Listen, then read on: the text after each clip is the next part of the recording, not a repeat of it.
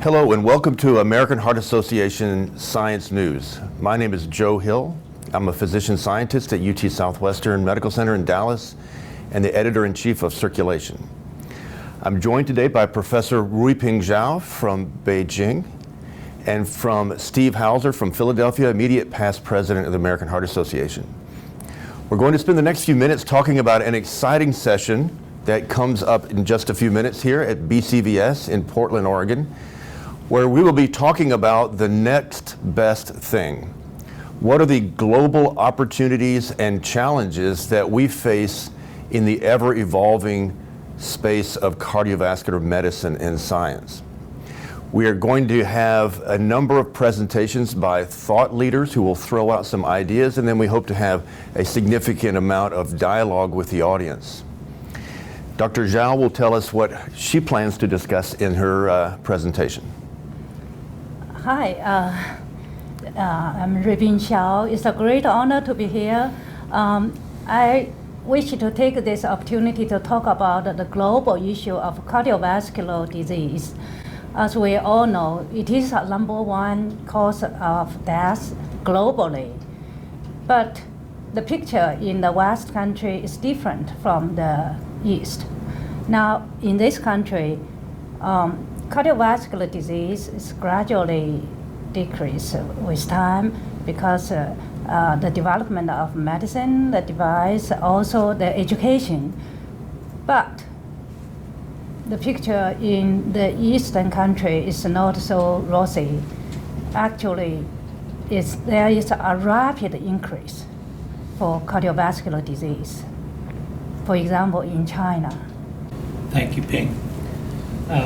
I'm hoping in our session today we hear from the audience and from the panelists about their ideas of where the next big discoveries may come from that will have impact on human health, cardiovascular disease, stroke, and I believe part of the future will be the central nervous system and our understanding of the brain and how we can protect the brain from different forms of dementia. So I will be talking about how the AHA has developed new research mechanisms that we hope will generate novel ideas, novel data, and eventually novel therapeutics that can help patients either eliminate their risk of cardiovascular disease, or if they're unfortunate enough to get cardiovascular disease, that we can actually do something more than we can today to help them. So I think it will be a very interesting session. Hopefully the audience will participate, and I know the panelists will have lots of ideas about what the future might hold.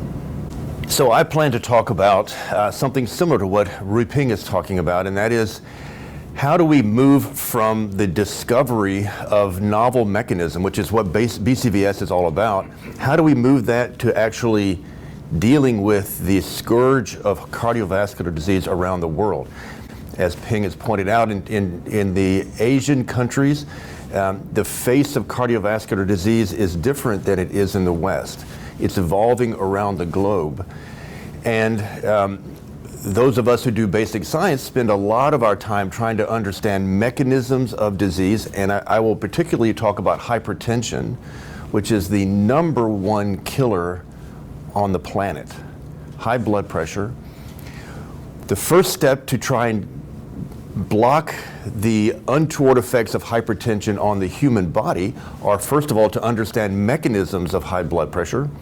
#2, to identify targets of therapeutic interest. And #3, to develop interventions, drugs, for example, that target that.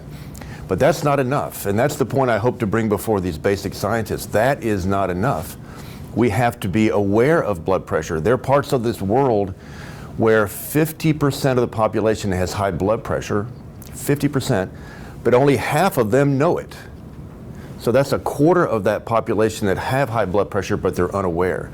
Of the remaining quarter, only a half of that quarter are on therapy. And of that remaining 12%, only half of them are controlled in terms of their blood pressure. So those numbers are rough numbers, but think about the challenge that we have many tools for understanding mechanisms and treating high blood pressure, yet half of the world doesn't know they have it. The ones that know they have it, only half of them are on therapy, and of the ones on therapy, about half of them are actually controlled. So this is, I think, one of the challenges that all of us face.